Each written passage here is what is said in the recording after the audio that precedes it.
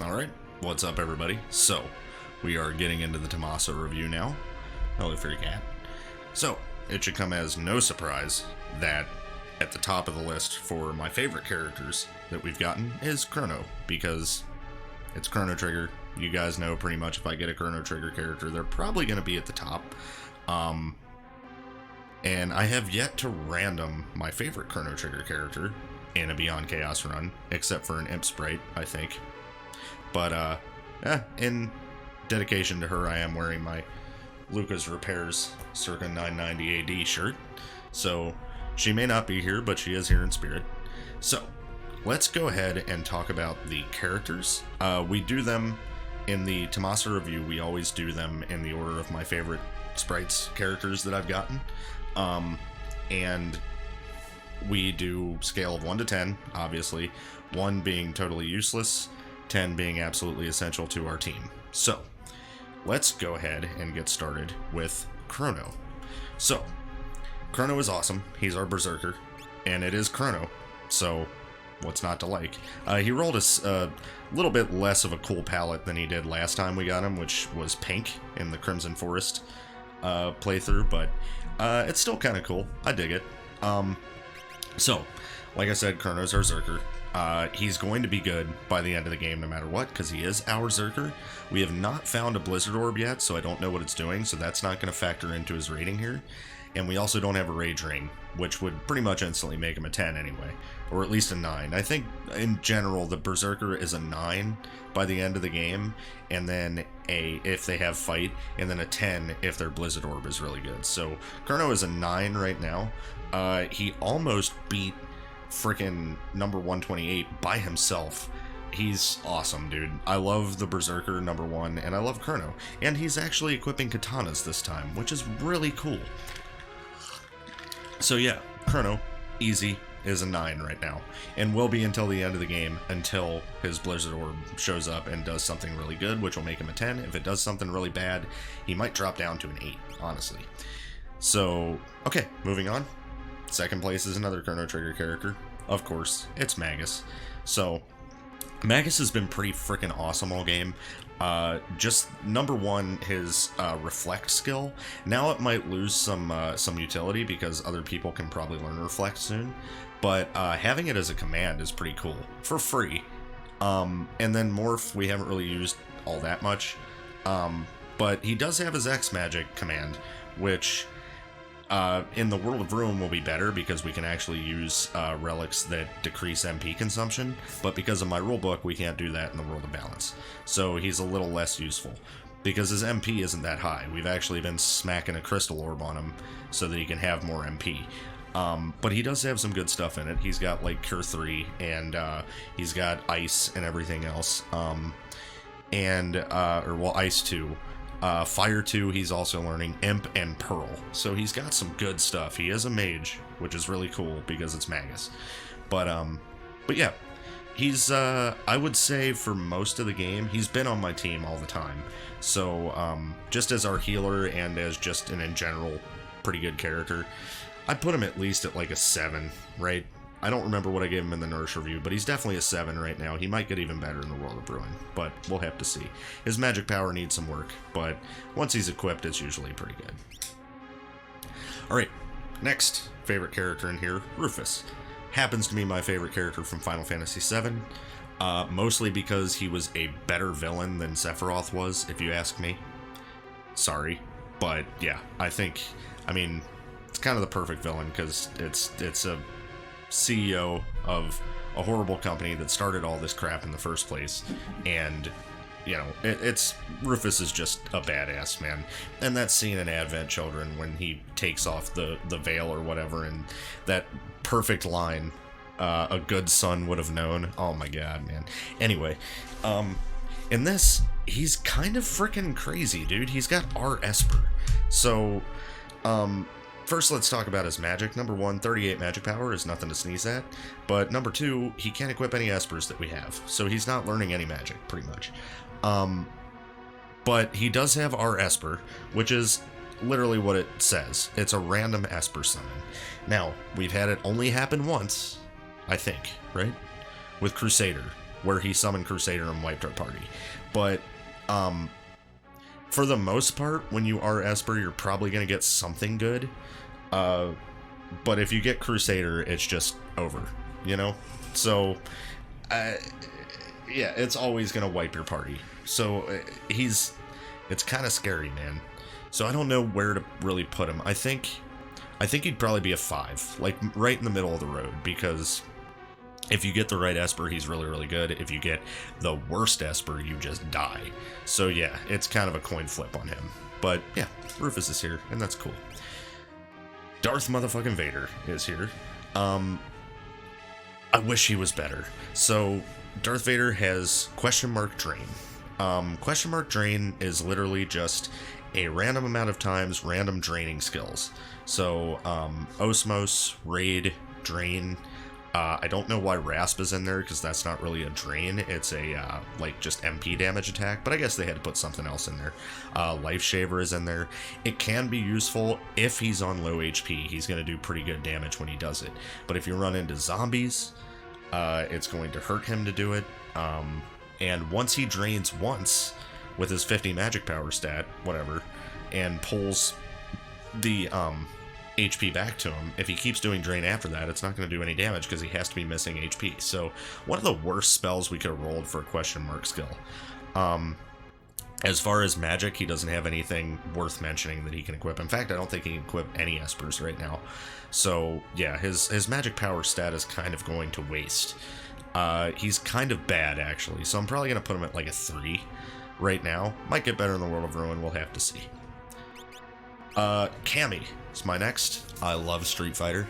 I don't particularly like the direction they've gone in since Street Fighter 5, and probably really since Street Fighter 4, but if you guys have watched my other channel, Brave or Grave, you know that I love Street Fighter Alpha 3, I love Street Fighter 3 Third Strike, I love Street Fighter Turbo 2.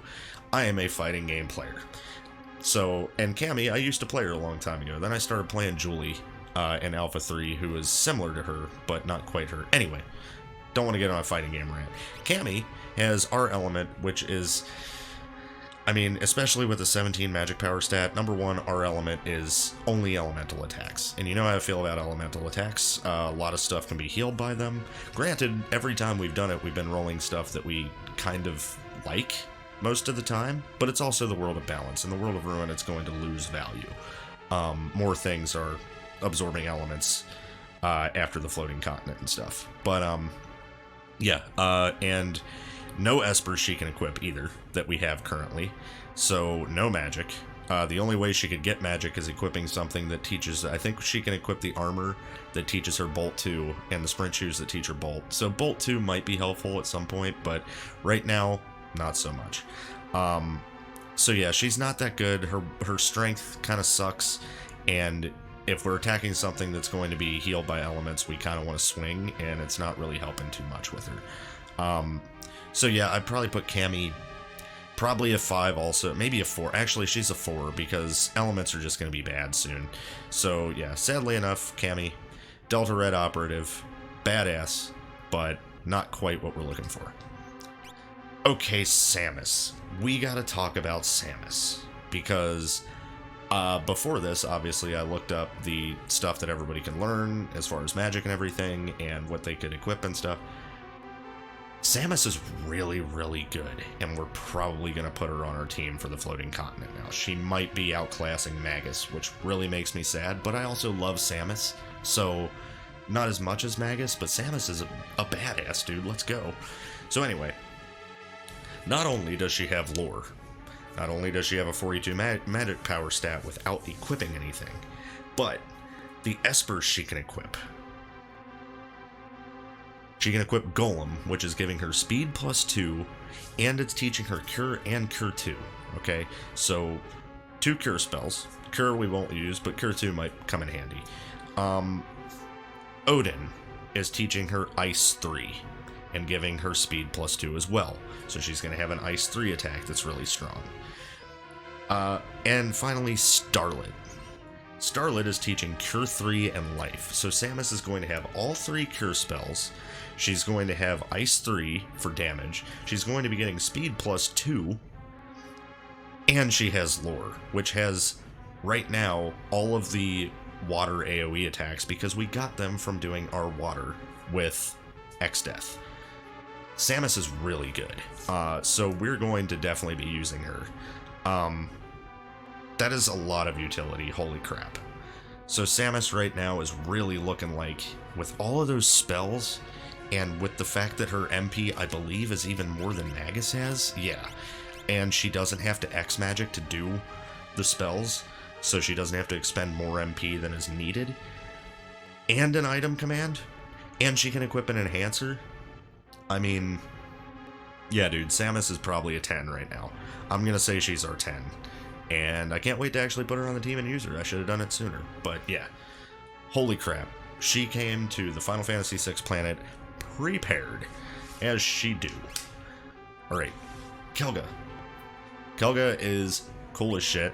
I like the palette he rolled, being the green wolf guy. So, Kelga has a magic command. He also can equip Espers. Kelga has a 19 magic power stat, which seems to be the theme. We have a lot of, like, bad magic power stats this run. But he has our wind, and that's been kind of helping. A lot of stuff doesn't seem to be healed by wind. So, yeah, our wind is random wind spells, and it's one casting of it. So, and it doesn't have W wind in it like I initially thought, so they're all safe to use. They just might not do much. So it's been kind of hit or miss with Kelga. He's actually been doing more damage with his flail when we give him that, so Kelga is actually on the low side of things. I think I'd probably put him in a 4, you know, right there with, I think, Cami. He's not that good. He is cool, but yeah, would have been great if he got Pine Attack or something, or like Summon Fenrir or some shit. That'd be awesome, but sadly enough, no. Alright, Xdeath. Xdeath is actually still okay. He would still hold up on a team even at this point. Level 5 Doom is awesome just to throw out against mobs to see if it hits. You throw it out once against a mob in a dungeon, see that it doesn't hit, and then every time you fight him after that, you don't have to use it to see. Or you could clear a mob with level 5 Doom and have a really easy time through a dungeon for free. So I think I just hit the mic. I'm sorry.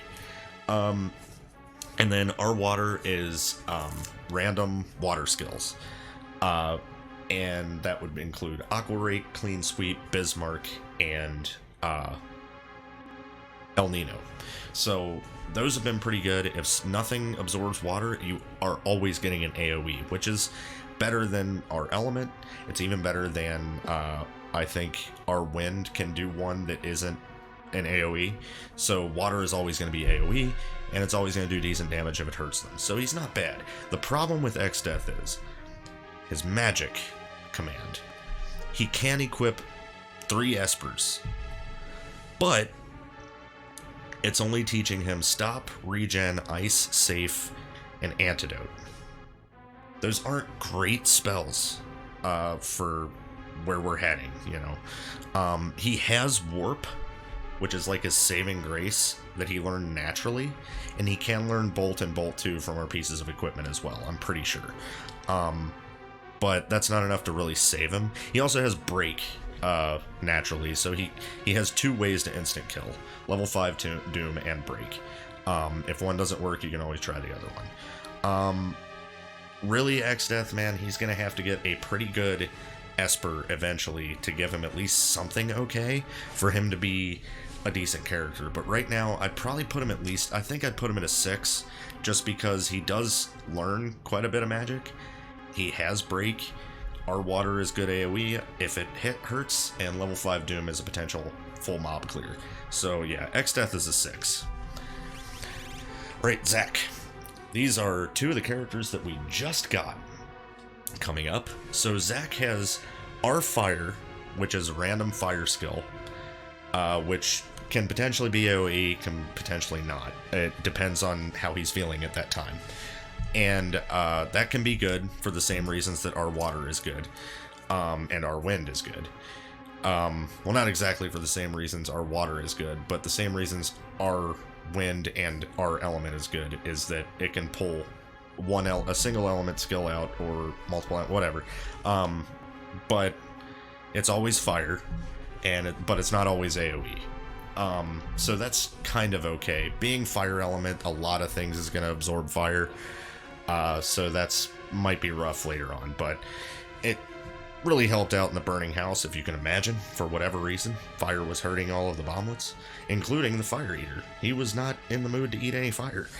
And then Xdeath is 2 castings of a skill or spell that causes instant death. So he can do break, he can do X-Zone, Doom, things like that. Anything that can cause instant death. But if something is not, susceptible to that, it's basically a wasted attack. So it can be good, but not all the time. And then he's got a magic command, and he is using Madwin right now to learn Doom, and he has Cure naturally. So I mean, if we're hurting for a heal spell, he could do that. But considering Samus and considering Magus, we would never be reusing Zac for that. Really, he's very much a middle of the road character. It's very dependent.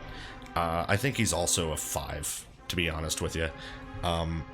It's kind of cool that he's learning Doom, but we can just throw Xdeath for free. Why would we ever try Doom? So there's Zac. Minwoo. The Setzer spot was cursed again this time. Minwoo has an item command and no magic command, and he's got Slow 2 and Imp Song as his abilities. Now, if we had to make use of those, we could, but yeesh. Not the best 2 spells to be having as commands, sadly enough. What really makes me mad is that he can equip Corinne, which is teaching Cure and Cure 2. So he could have been a white mage. He could have had Cure 2. But he doesn't have a magic command, so forget it. Minwoo is bad, he is awful, he's terrible, he's a 1. So, sorry Minwoo, you didn't come representing Final Fantasy II very well, my guy. And then we got Dude. He's at the bottom of my list of favorites, mostly because I don't know who the hell he's supposed to be still. He is just Dude. Last game that we got him, he was Dude with a question mark. Now he's Dude with an exclamation point. I guess we'll continue this trend as long as we keep getting him, of adding different punctuation marks at the end of his name. So this time he's Dude, and he came in the realm spot. But this time, he's pretty damn good. So he's got Mimic, number 1, which always makes a character at least good. And then he's got W Sword, which is 2 uses of random sword techs, which is really fun. That includes Cleave and Stunner and all the really good ones. Also, when you do Retort with it, it just does the Retort attack, which is really strong. It doesn't put you in the counter stance. And then he also has Magic. He has Phantom equipped right now and is learning Berserk and Vanish. Vanish could potentially be pretty helpful at some junctures, and his magic power is 48. So if he mimics someone else's cool skill that does good damage, like, Samus's, he will do a lot more damage too. So Dude's pretty damn good. I would probably put him at least at an 8, because Mimic always brings you up at least to a 5, and then with the other stuff he has, it brings him up 3 more points. So he's definitely an 8. So that's it for the characters. As far as the seed goes, number 1, the story is a little bit lacking. We started off with some, space travelers for whatever reason showing up around here. And now we've kind of gone on to this, they're all trying to get home. And Rufus had schematics for a rocket ship that brought him here that was designed by Shinra. But Daryl, who is our Kefka this seed, stole the schematics for them, saying that it's bullcrap that he would try and build something that was using the same parts as the Falcon. So yeah, it's a little bit lacking, it's a little bit forced, but we can make it work. Yeah, we always do.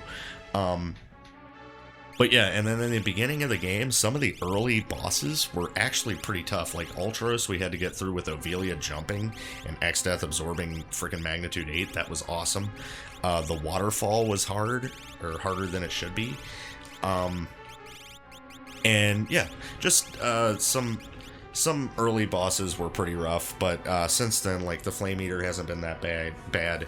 The Magitech Research Facility, the bosses weren't bad in the Magitech Research Facility. What was bad were the enemies in the research facility. So that happened again. We got a really busted MTech factory this time, which happens every now and then, but not every seed.